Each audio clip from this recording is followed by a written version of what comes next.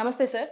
నమస్తే. సార్ ఇప్పుడు టీవీకే పార్టీలోకి 38 మంది ఎమ్మెల్యేలు ఏడీఎంకే పార్టీ నుంచి కూడా వెళ్ళబోతున్నారంటూ ఒక వార్త అనేది వినిపిస్తుంది. అవునవును. అంటే ఒకవేళ ఇది నిజంగా జరిగితే అసలు తమిళనాడు రాజకీయాలు ఎలా మారబోతున్నాయి అనుకోవచ్చు?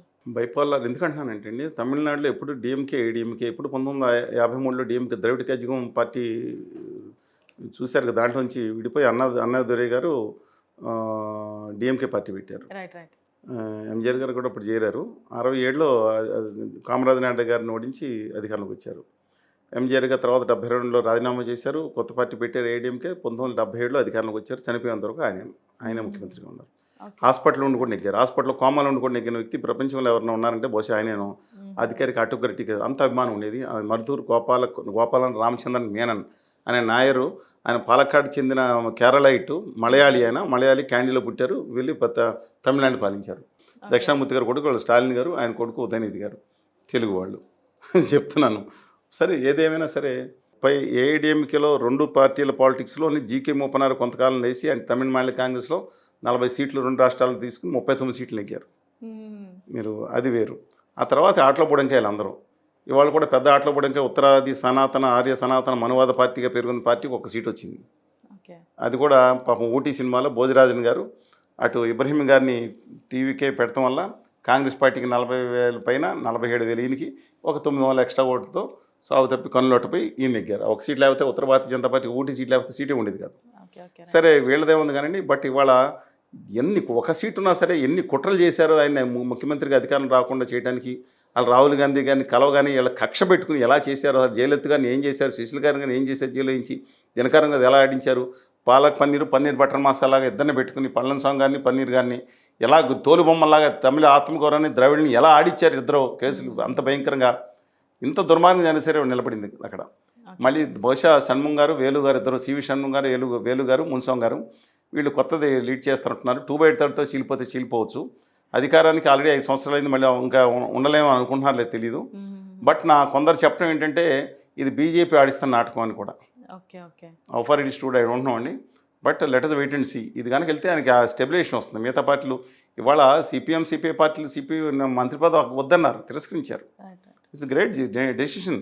వాళ్ళకి దేశంలో ఒక్క చోటన్నా మీరు లేరంటే ఇప్పుడు అధికారంలో కేరళ కోల్పోయినప్పుడు నైతిక బలాన్ని ఇస్తుంది. అయినా నైతిక బలానికంటే మేము సిద్ధాంతం మీద ఉన్నామన్నారు. సరే బలవంతాన పెడితే అని తీసుకుంటారులే, తర్వాత సంగతికి ఏం తెలియదు కానివ్వండి.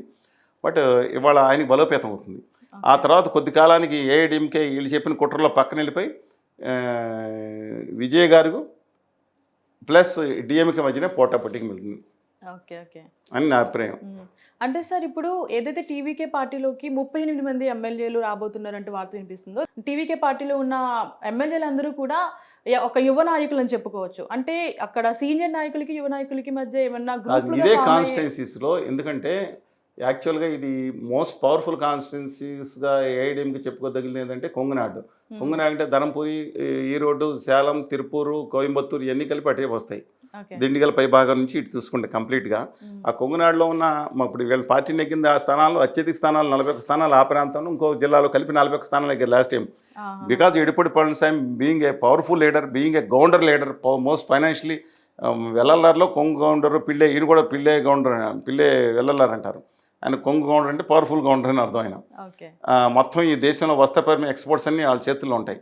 అందుకని ఆయన దమ్మున్న లీడర్గా నిలబడ్డాడు. లేకపోతే అన్నామలై గారు బీజేపీ తీసుకుని వాళ్ళని వాడుకుని వదిలేసి ఒక తను అవతల పంపించేసింది. ఆయన నిలబడ్డాడు మనిషి, ఓడిపోయిన సరే మళ్ళీ వెళ్ళి బతిమాలి నేను డిక్లేర్ చేస్తాను, నువ్వు ఆ మూల తీసుకోపో, సీట్లు తీసుకో అని చెప్పి ఆయన డిక్లేర్ చేశాడు. ఆయన్ని ఆ కసితో ఇవాళ అన్నామలై గారు వీళ్ళందరూ కలిసి ఈ ఉత్తర భారత ఆర్య సనాతనం పార్టీ కలిపి ఏం చేయాలో కుట్రలో వాళ్ళ ఇరుకుని పెడతానికి చూస్తున్నారు. పళనిస్వామి గారు దమ్ముడిని నిలబడ్డాడు కదా, కసింత తీసుకోవడానికి చూస్తున్నారు. అందుకని వాళ్ళకి అనుకూలంగా ఉన్న వాళ్ళని టీవీకి దగ్గర పంపిస్తానని చూస్తున్నారు. ఇక ఇది అయిపోయింది, రైట్ ఆఫ్ చేద్దాం, ఇక టీవీ ఎత్తో మా విజయాన్ని మనం తీసుకుని లేదా ఇక వీళ్ళ నాటకం స్టాలిన్ గారిని తెచ్చుకుందాం దీంట్లో. కానీ ఈ విచిత్రమైన రాజకీయం ఇక్కడ మన కర్మకే ఆ ఉత్తర ఆర్య సనాతనవాద పార్టీ కనుక నిజంగా వీళ్ళ నాయకత్వంలో ఆదాని గారు అంటే అడ్డంగా దాష్టీకం చేసేవారు, గౌతమ్ అదాని గారు. ఈ ఆదాని గారి నేతృత్వంలో ఉన్న పార్టీ ఏదైతే ఉందో ఈ దేశ రాజకీయాలకు శనిపెట్టుగా తయారైందండి. ముఖ్యంగా దక్షిణాదికి చేస్తున్న నమ్మక ద్రోహం మాత్రం దారుణం. ఈ పార్టీలు మిగతా వాళ్ళని చెప్పులు చేతలు పెట్టి ఆడించుకుంటాలని చూస్తుంది, అలా కాకూడదు.